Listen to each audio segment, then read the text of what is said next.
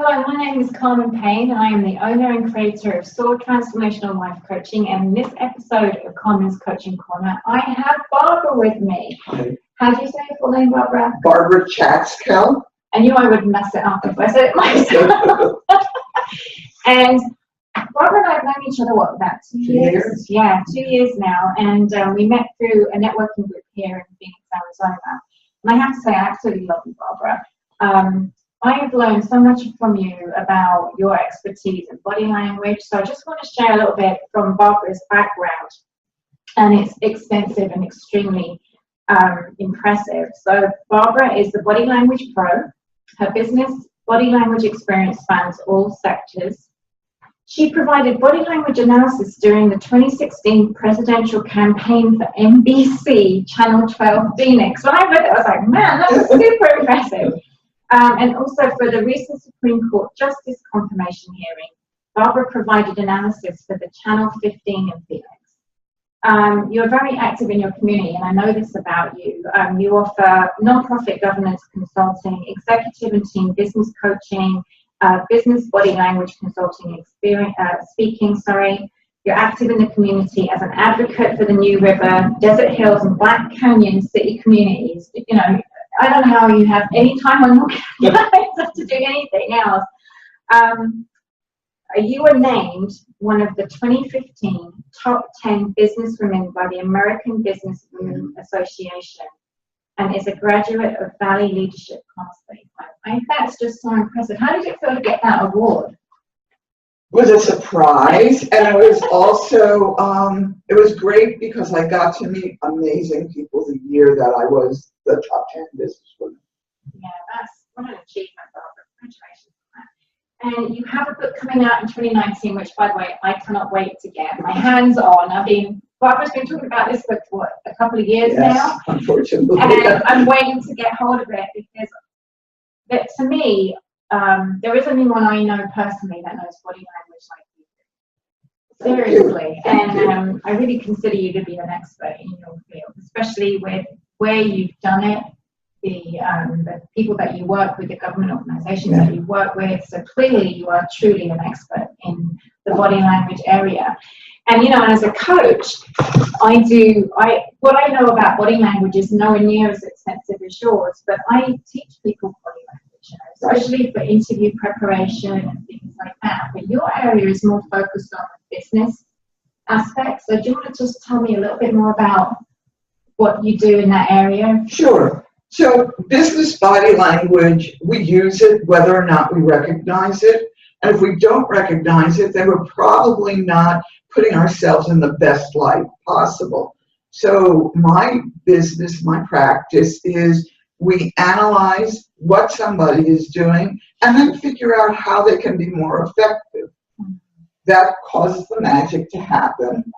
And then the second step that people really don't think about is we look to see what is the other person saying, both in voice and in their body language, and figure out if they're being authentic also. Right, exactly. Because you know, I talk a lot about energy and the energy that we give off, and that's not really considered part of body language as far as I'm aware. You might correct me if I'm wrong, but we can pick up when somebody's being inauthentic, right? Not just through the visual cues, but also energetically. But if you are really genuinely, your body language is always going to give you away. Definitely, right? definitely. And, you know, as we are human, I call ourselves communication devices, right? I always tell them when I do my talks, I'm like, we are walking, talking communication devices. So even when, right? And so you really need to be aware of your body language, especially in certain situations, right? So because we can pick up on whether or not you're being inauthentic. So how do you work with somebody on the authenticity piece of it? The first thing I do is learn what area they want to emphasize. Then we try to get video of them in their natural state, you know, without thinking about it, or some old video that's there. And then what I focus on is, what's the message you want to communicate? You know, what is it that you are trying to put forth as an expert in your field?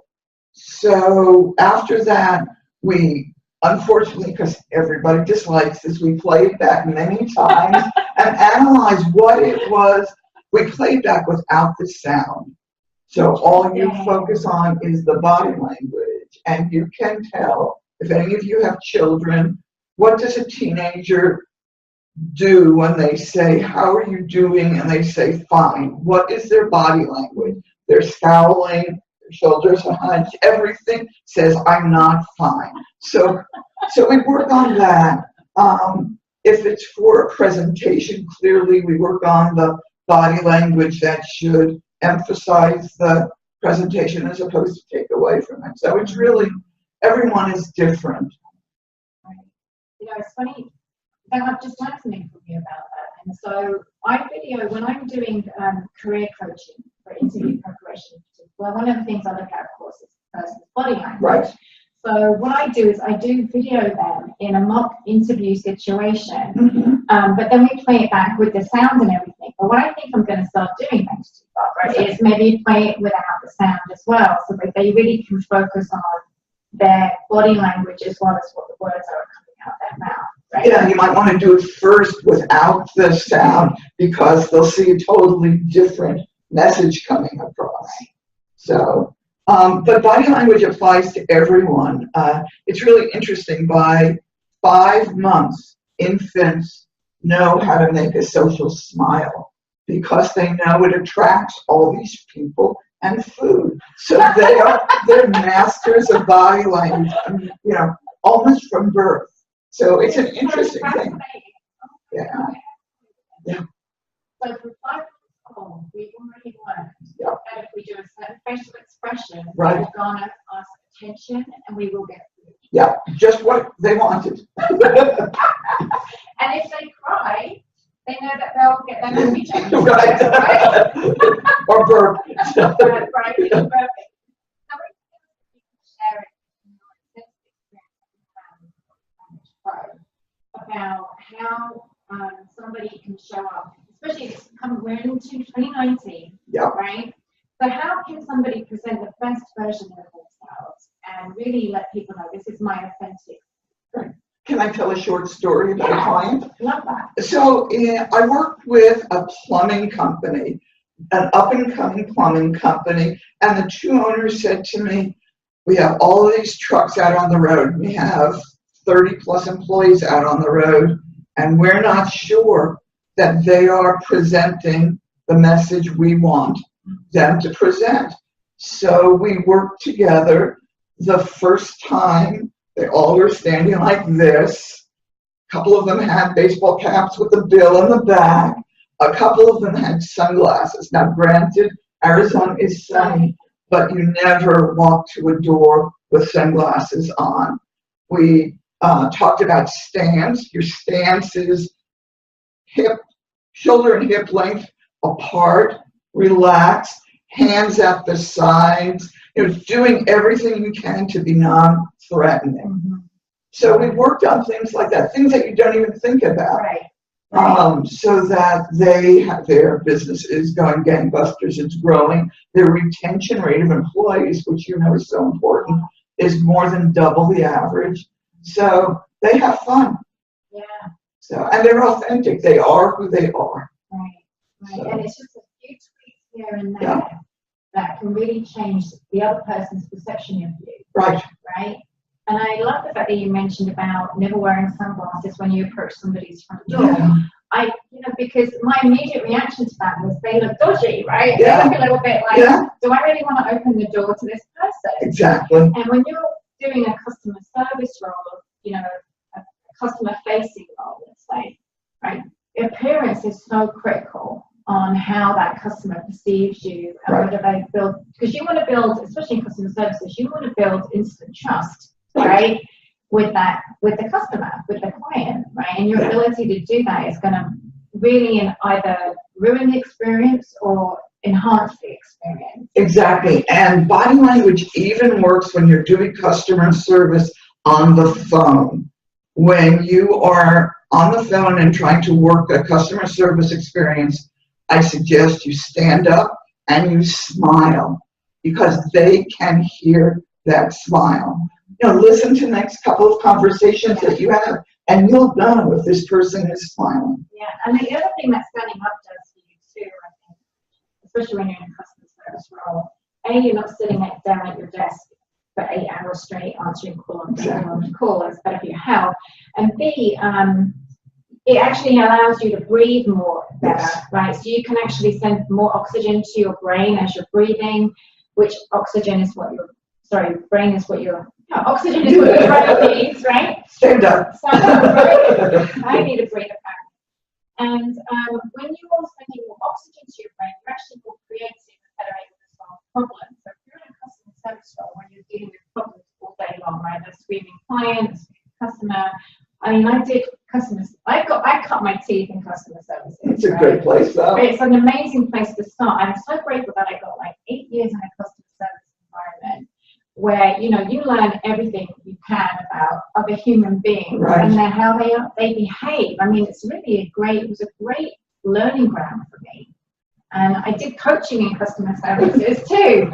And I just absolutely loved it. Loved it. But yeah, customers standing up on the phone is a great tip, Barbara. And the other place I suggest doing that is when people are doing phone interviews. Yes, it's the same thing. Right, yeah. Same thing, because you want to be able to think on your feet, keep the airwaves moving, and just smile, right? Because everybody can pick up on that. So Barbara, since you have your own company, right? Yes. What's the name of your company? New River Group. New River Group, excellent. And how can people get hold of you if they want to improve their customer service, right? Because you've just said statistically it made huge changes for this plumbing company, right?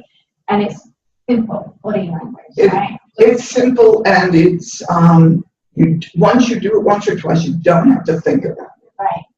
The best way to get a hold of me is through email.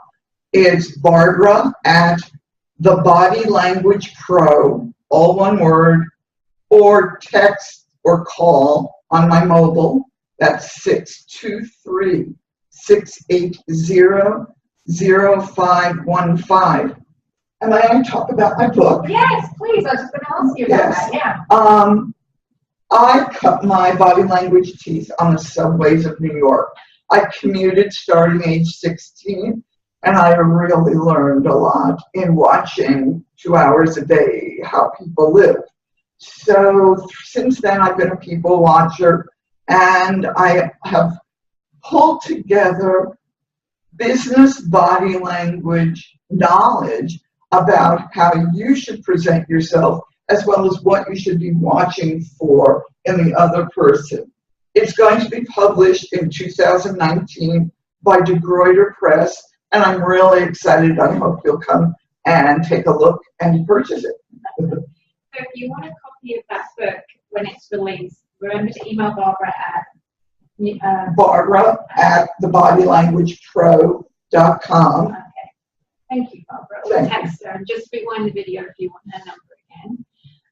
Thank you, Barbara, so much for being on my This is fun. Thank you so much. And good luck to all of you. Yeah, thank you. Yeah. Any tips that you've taken from Barbara today, please leave in the comments underneath this video. And as always, to your transformation in love and light, comment. To get started, please call or email me or schedule an appointment on my website.